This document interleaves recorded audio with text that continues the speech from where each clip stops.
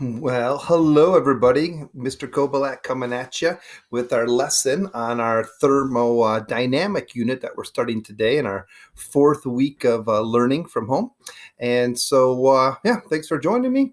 And here we go. So today we're going to learn about thermodynamics, namely about heat, temperature, exothermic, and endothermic. So you'll see our learning targets. Number one is I want you to be able to tell the difference between heat and temperature. And number two, I want you to know the difference between exothermic and endothermic chemical reactions.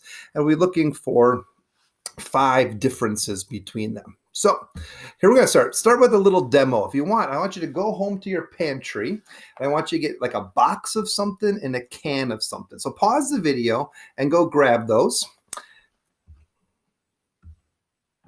All right, now that you're back, you can unpause it and you can play. And I want you to put your fingertips on the top. I have a can of tuna right here. I have a box of crackers. If I put my fingers on the top, I want you to feel this. Just gently feel it. And what does it feel like? And especially I'm looking for not like hard or soft or something, but about like heat or temperature is kind of our units here. And most people would probably say that the can seems to feel colder and the box seems to feel warmer. The metal's cold and the cardboard is warm, and that is not correct. These are actually both the same temperature. They've been right next to each other in my pantry for weeks, and you're experiencing the phenomenon of heat instead of feeling the phenomenon of temperature. If we could have a thermometer and we could kind of measure those, they would be the same temperature. So think about that as we go through the difference here, right? So here's a slide showing the difference between heat and temperature, all right? So let's start over here. I'm going to get a pointer here. Temperature is just measuring the speed of particles. And technically, it's the average speed of the particles. And hot particles move fast, and cold particles move slow. Physics will call that the average kinetic energy. And you probably know that you can measure temperature with a thermometer, a thermometer, how fast the molecules are moving. Heat is not the same thing. Heat is actually the movement of energy. I wrote that right here, movement of energy. Energy can be transferred from one object to another object because the temperature is different. And heat always moves from hot objects to cold objects. You touch a hot stove, the heat moves from the hot stove into your cold fingertips. We actually can't measure heat directly. We can calculate with the formula. We'll do that next week, unlike a temperature, which you can. And one way to think about heat is to think of the total energy. Temperature, again, is like average speed, but heat, think of total energy. That might make next with this slide. So here's a good question for you. What is a higher temperature, a cup of hot coffee or a lake of water? Now, coffee is mostly water and a lake is mostly water, so we're using this example. And if you put a thermometer in some hot coffee and a thermometer into Lake Michigan, they would definitely, the thermometer would make coffee a higher number, which you shouldn't get. But which one has more heat, a hot cup of coffee or a lake of water? And if you're thinking about the definition again of total energy, a hot cup of coffee, though it's hot, it's not very big. And a lake of water is a tremendous amount of energy in there. Maybe some of you have a hot tub or a pool at home, and I've heard of parents that complain about the heating bill that comes from heating a pool. It's so big, and to warm it up, it costs so much energy and so much money to do that. Whereas nobody complains about heating up a cup of coffee because the heat needed to change the temperature of a coffee cup is so small, it doesn't take a lot of energy.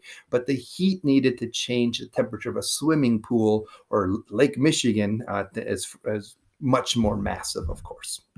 All right, so here's a slide just again reminding you that temperature is speed, and so we got our vectors here showing hot molecules and cold molecules. And we have that. You may have seen this. I taught it to you in February. If you did a March assignment that was optional, we reviewed the bell-shaped curve, and you've heard about the flattening curve with the coronavirus. And so the curve here is showing two samples of water maybe. And the red is hot and the blue is cold. And the red is hotter because it's the peak is farther to the right, where we see this thing called kinetic energy, which means speed.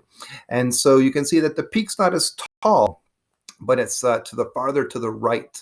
And that's how we know it's a warmer temperature. So temperature would be where the middle peak of the graphs are.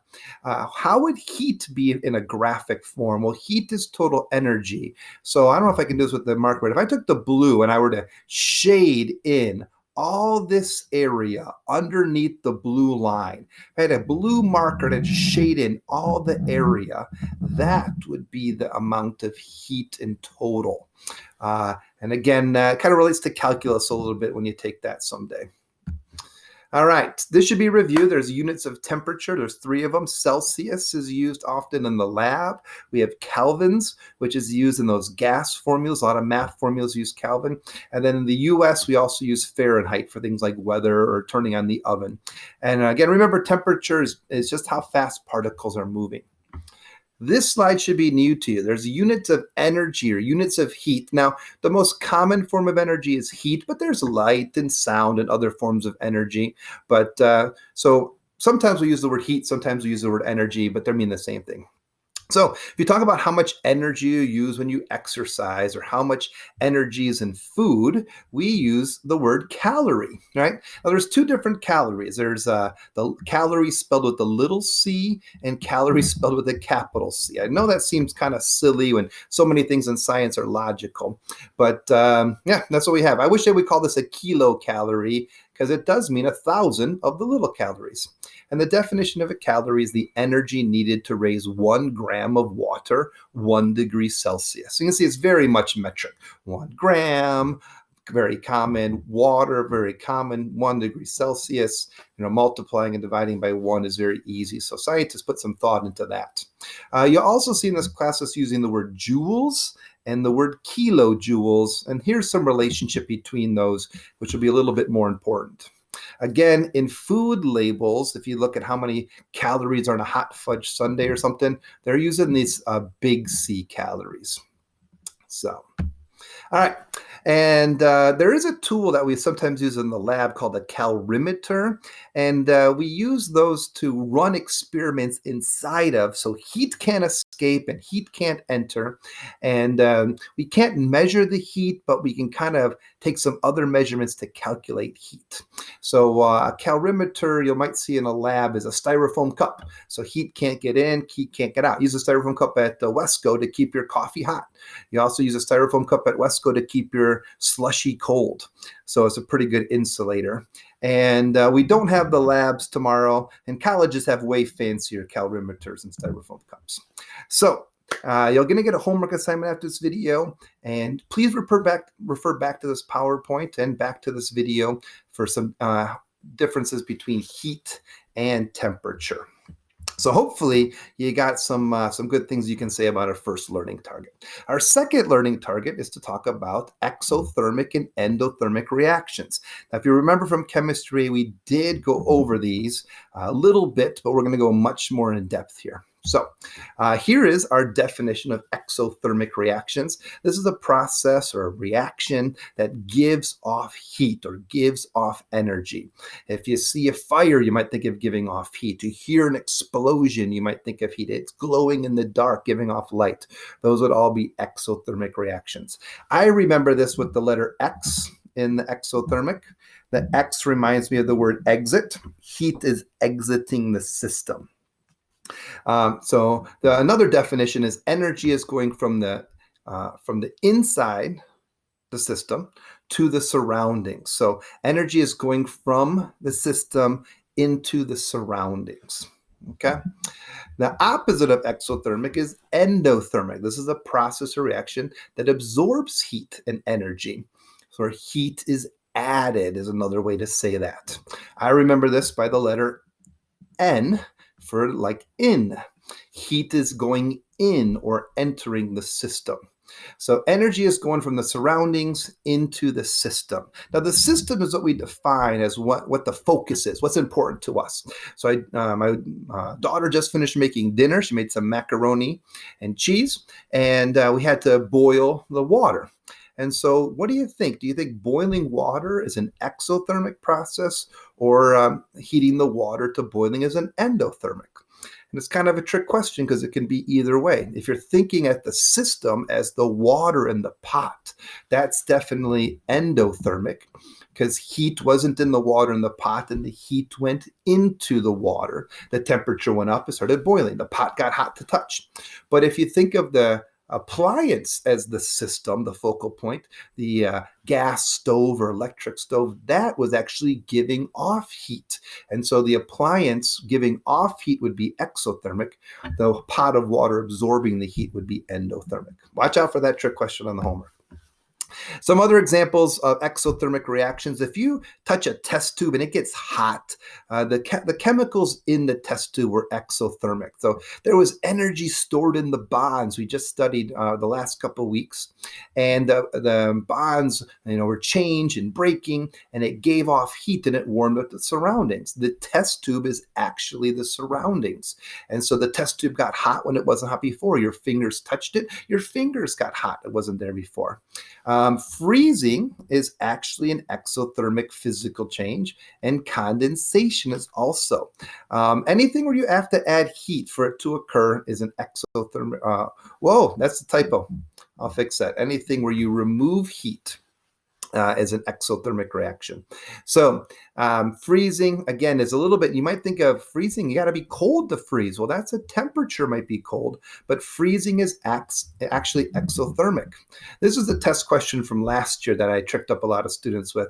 In the South, so citrus farmers, if there's going to be like a freeze or a frost where the oranges or grapefruits would get damaged with the cold night, they will turn on their sprinklers and they'll turn on the water, and the water freezes and kind of coats the orange, as this photo is trying to show.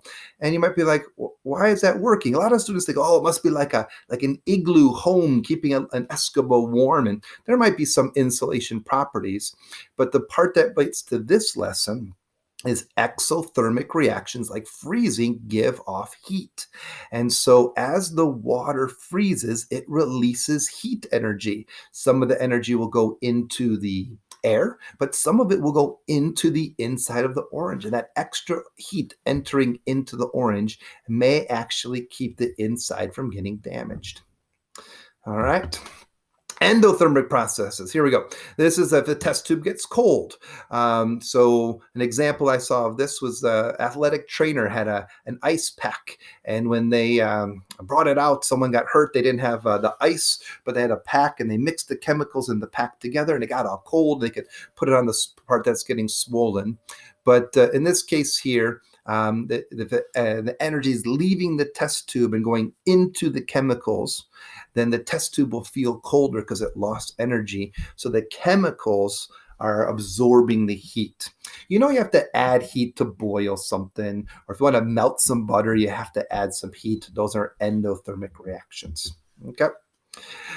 This is important. Exothermic reactions are famous for having a delta H with a value that is negative. Delta H is a fancy word for enthalpy, but you can think of it meaning change in heat. And if the change in heat is going down, it's losing or exiting energy. There's a famous graph that comes with this, where you have you have energy on one side, the beginning of a reaction turning into the end of a reaction, and if the line starts high and ends low, the energy dropped, lost energy. The reactants gave off heat as it turned into products. So if you see a graph that looks like this, that's an exothermic reaction. An endothermic reaction is the opposite. This is when the change in heat is positive. So if you saw a reaction that said, well, the delta H is positive 5 kilojoules or positive 300 calories, that's an endothermic. And the graph is the opposite. The graph starts with low energy, ends with high energy. In this graph, we have A and B, turning into C, and the graph goes up. It gained energy. It absorbed it. There's a little hump here. Don't get distracted by the hump. Some graphs will have those, some don't, and we'll learn about those in another day. Okay. All right. We're almost done. Exothermic reactions can be written down 3 different ways on paper. You can show a reaction. Here we have 3 calciums reacting with 1 diatomic nitrogen to make calcium nitride. I did the crisscross method. And off to the side, we wrote the delta H is negative 80 kilojoules. That negative is telling us it's exothermic. Another way to say the exact same thing is to say the same chemical, 3 calciums plus diatomic nitrogen makes calcium nitrate plus heat. Now, this word heat is qualitative, right? It's not with a number, but if I put the word heat on the product side, remember products are after the yields arrow, that's how we show it's exothermic. This plus does not mean positive. This is meaning like in addition. This is meaning and. So it is not showing positive. And if I wanted to quantify the same thing, we could put 3 calciums plus nitrogen makes calcium nitride plus 80 kilojoules of heat. Again, if the energy, heat energy is on the product side, that's exothermic. This plus is not for positive. This is very tricky. With the positive. Negative is when the delta H is kind of written off to the side, not right in the equation. Let me show you endothermic in comparison. Endothermic is 3 ways to show an endothermic reaction. Here we have hydrogen and oxygen and water. And in this reaction, if you have to add some heat, we have a positive 265.5 kilojoules. So the positive off to the side is telling us it's endothermic. Here, if we said hydrogen plus oxygen plus heat makes water, we have the word heat added, but it is on the front of the yields arrow. It's a reactant. That means we have to add heat in at the beginning. Heat's going in. And again, if we wanted to quantify this with an exact number, we could say hydrogen plus oxygen plus this much energy turns into water. And this is, again, a number, meaning how much heat is written on the reactant side. All right, here is a summary of the last couple slides. You can maybe refer to this when you go to do your homework. And yeah, that's it. I hope that you guys can feel that, some differences between exothermic and endothermic, the difference between heat and temperature. You can email me anytime, but there's more information in Google Classroom. Check those out. And yeah, enjoy learning.